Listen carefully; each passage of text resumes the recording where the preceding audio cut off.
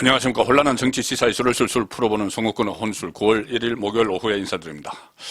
과거에 이명박 대통령이 이 대선 후보 때 그리고 당선인 시절에 탈여의도 이야기를 많이 했습니다. 여의도식 정치의 비효율성, 여의도 정치가 상당히 비효율적이다. 그래서 좀 더 실용적으로 국정을 운영하겠다. 그래서 탈여의도 이야기를 많이 했죠. 본인이 현대건설 CEO 출신, 사장 출신이고 실용을 강조를 했기 때문에 그냥 이 겉멋만 들어있는 여의도 또 여러 가지 계략들이 정략들이 넘치는 여의도와 거리를 두겠다 해서 탈여의도 정치를 외쳤는데 당선인 시절까지도 그랬습니다. 그런데 결국은 이 나중에 척건들을 대선 공신들 이른바 대선 공신들을 척건으로 뒀죠. 그때 이 결국은 여의도식 정치를 하던 정도원 그 전 의원이나 박영준 전 왕차관이라고 불렸던 전 차관 또 형인 이상덕 이런 그 여의도 출신들 사이에 권력 투쟁이 벌어지면서 상당히 초반에 어려움을 겪었습니다.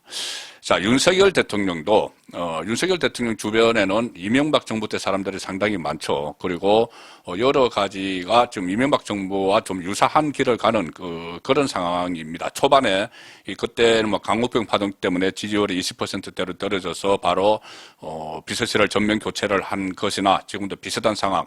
물론 교체 대상이 지금은 수석이 아니고 비서관 행정관급이지만 어쨌든 상당히 유사하고 윤석열 대통령도 원래 이 탈여의도 이야기가 나왔습니다. 본인이 정치는 잘 모르고 검찰 출신이고 또 실용주의를 계속 이야기를 했습니다. 그래서 이 전문가 또는 그 관료들을 대고 중용을 할 것이다. 그런 이야기가 나왔고 실제로 처음에 대선에 정치에 뛰어들면서 보통은 대선 후보들이 여의도에 이 캠프를 차리죠. 그런데 여의도를 가지 않고 이쪽에 종로 쪽에 있는 이마빌딩에 그때 캠프를 차렸습니다. 그래서 그때도 윤석열 후보의 탈여의도 구상의 일환이다 이런 이야기가 나왔었는데 자 결국은 이 탈여의도를 하지 못했죠. 출범 초기에. 그렇기 때문에 여의도 쪽 사람들이 대거 대통령실에 들어가서 특히 이 이준석이 이런 뭐죠. 이준석도 그 여의도에서 계속 왔다 갔다 한 사람이죠. 여의도 낭인 이렇게까지도 불리는 사람들 중에 한 부류에 속하는데 자, 그 여의도 쪽 사람들 때문에 지금 상당한 곤란을 겪고 있습니다. 대통령실 안에서도 여의도 쪽에서 추천을 한 사람들이 대거 들어와서 지금 그 속아내는 작업을 하고 있죠. 거기다 또 지금 비대위 구성을 놓고 또 여의도 안에서 여러 가지 논란들이 벌어지고 있고 또 심지어 같은 친윤인데 빅2라고 불리는 권성동과 장제원 간의 파워 게임이 벌어지고 있다. 그때 초기에 이명박 정부 초기에 정도원 박영준처럼 자 그런 말이 들리니 지금 윤석열 대통령이 탈여의도를 지금 시작한 것 아닌가 그렇게 분석이 됩니다. 특히 탈여의도 그리고 여당에 대해서 물론 전체적으로 조율은 안 할 수가 없죠. 조율은 하지만 그들과 더 가까이 지내서 가까이 두고 그쪽의 의견을 경청을 해서 국정 운영을 하는 자 그런 방향은 하지 않겠다. 그런 의지가 지금 곳곳에서 묻어나고 있습니다. 자 가장 상징적인 게 어제 부산 방문입니다. 부산 방문. 이 제7차 비상경제민생회의를 주재를 했는데 지난주만 해도 대구에 갔죠. 대구에서 제1차 규제혁신전략회의가 열렸을 때 대구의 국회의원들이 쭉 수행을 했습니다. 그림자 수행. 계속 어떤 가는데 서문시장 가는데 이런 데도 수행을 했죠. 국회의원들이. 그때만 해도 그 주호영 전 비대위원장 그리고 또 대구 지역 국회의원은 물론이고 성일종 정책위 의장 당내 사람들이 같이 계속 수행을 했습니다. 자, 그런데 이번에 부산에 가서는 여당 의원들이 전혀 수행을 하지 않았습니다.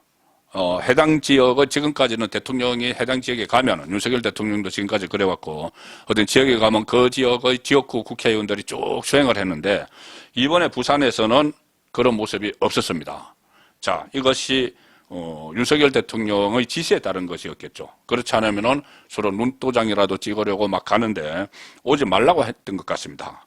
심지어 이 중앙일보가 부산의 지역구를 둔 국민의힘 의원 3사람에게 물어봤답니다. 윤석열 대통령이 부산항을 찾는다는 소식을 들었느냐? 이렇게 물어보니까 어제 부산항을 찾았는데 윤 대통령이 부산항에 오느냐? 오히려 되물었다는 겁니다. 이 3사람 모두 다. 그러니까는 아예 부산 가는 일정을 공지를 안 한 거죠. 원래 그 지방 갈 때는 이 엠바고를 걸어서 이게 뭐 경호 상황도 체크를 해야 되고 하니 그 현지 국회의원들은 알 수가 있는데 아예 그것까지 차단을 시켰다는 이야기입니다. 아예 못 오게 했다는 거죠. 지난주 이 대구 서문시장을 갔을 때는 여러 의원들이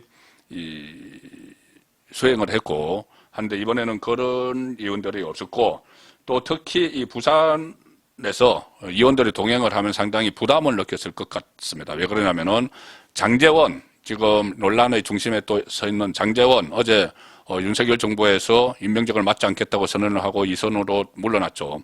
장제원의 지역구가 부산에 있고 또 얼마 전에 이준석이 기자회견을 하면서 윤핵관 3명을 이야기했죠. 장제원, 권성동, 이철규하고 또 윤핵관 호소인 이렇게 이름 붙였던 사람이 3사람인데 정진석, 김정재, 박수영. 근데 박수영 의원도 부산이 지역구입니다.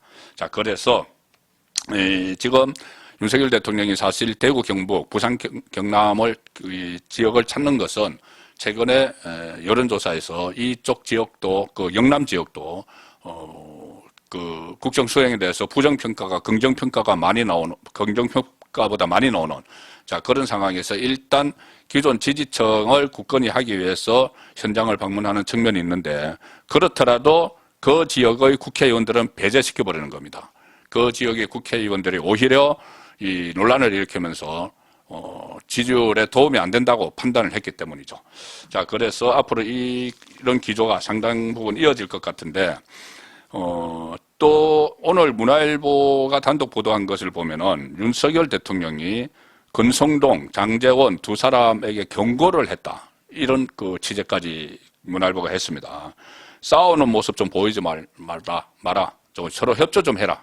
이렇게 경고를 했기 때문에 지금 장제원이 이선 후퇴 선언을 한 거죠. 물론 국회의원 배지를 내려놓은 건 아니지만 어쨌든 앞으로 임명직을 맡지 않겠다. 그러면은 대통령 비서실에도 가지 않고 장관도 맡지 않겠다 이런 이야기죠. 자, 거기다가 때를 맞춰서 또 권성동이 이번에 추석 전에 새 비대위를 출범시키고 원내대표직을 내려놓겠다는 의사를 다짐을 윤석열 대통령이 받은 것 같습니다.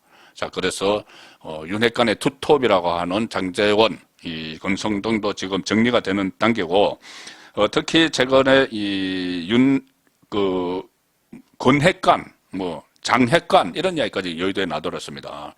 이준석이 이름 붙인 윤핵관이 분할을 해서 권성동의 핵심 관계자, 장핵관, 장제원의 핵심 관계자 이런 말이 나온다는 이야기를 듣고 보고를 듣고 이 보도가 뒤따라 나오고 하니 윤석열 대통령이 강한 불쾌감을 드러냈다. 이런 취재의 내용이 있습니다. 윤핵관도 아니고 권핵관, 장핵관. 그래서 경로했다는 이야기고. 그래서 당분간 용산의 참모들과 주로 이야기하고 용산 참모들 중에서도 지금 여의도에서 온 사람들은 내보내고 있습니다. 전체 420명의 비서실 직원 중에서 한 80명을 내보낸다면은 이 공무원들이 파견된 것 빼고 거의 한 200명 중에서 한 절반 정도를 내보내는 이 상황에 들어간 거죠.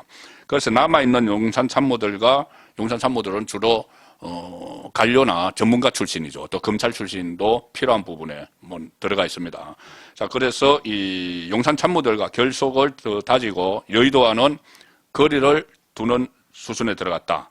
그리고 특히 그런 이야기 계속 나왔죠.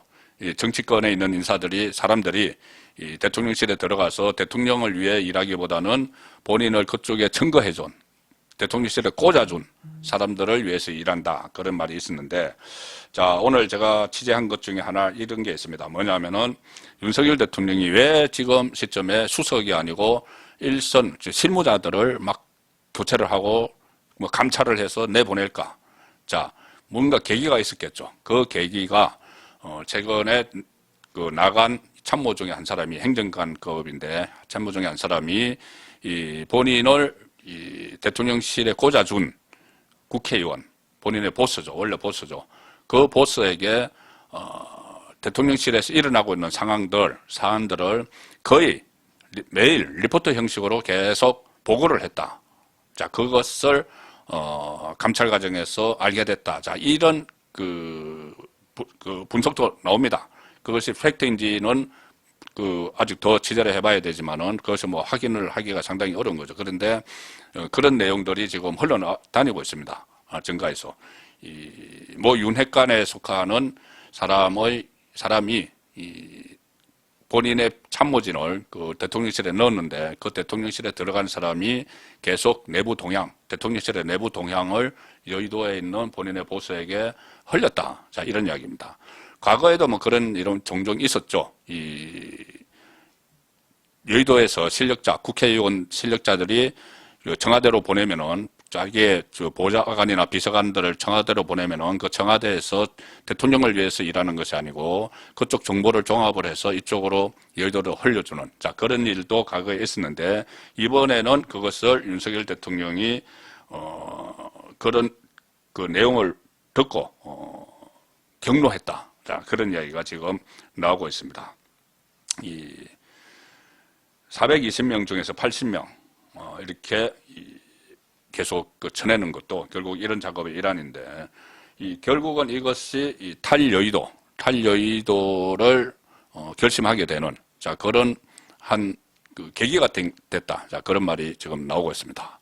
자 물론 앞으로 탈여의도를 정말 끝까지 이어갈지 그 부분 좀 더 지켜봐야 되겠지만 당분간은 이 여의도 정치권에서 윤심을 가지고 이야기하는 그런 상황은 좀 어렵게 돼 가는 것 같습니다. 그리고 이 탈여의도를 해서 정말 국민의 지지를 다시 받을 수 있을지 그것은 또 탈여의도를 하는 대신 어떤 사람들을 쓰느냐가 문제죠. 여의도야 지금 제가 어제 말씀드린 것처럼 이 윤핵관들이 물러나도 그 대체할 세력들이 다 있습니다. 집권 여당을 이끌고 갈 세력들이 뭐 제가 어제 말씀드린 대로 뭐 윤상현 의원이나 아니면은 이 내각에 가 있는 사람들이 다시 원희룡, 권영세가 다시 당을 맡으러 간다든가 아니면은 TK 주호용을 중심으로 김상훈, 윤재옥 이런 TK들 그룹도 있고 여의도는 따로 있으니 거기서는 집권 여당 역할만 하고 입법부의 역할만 하고 거기서 윤심을 팔아서 서로 권력 투쟁을 하고 이런 것은 용납하지 않겠다.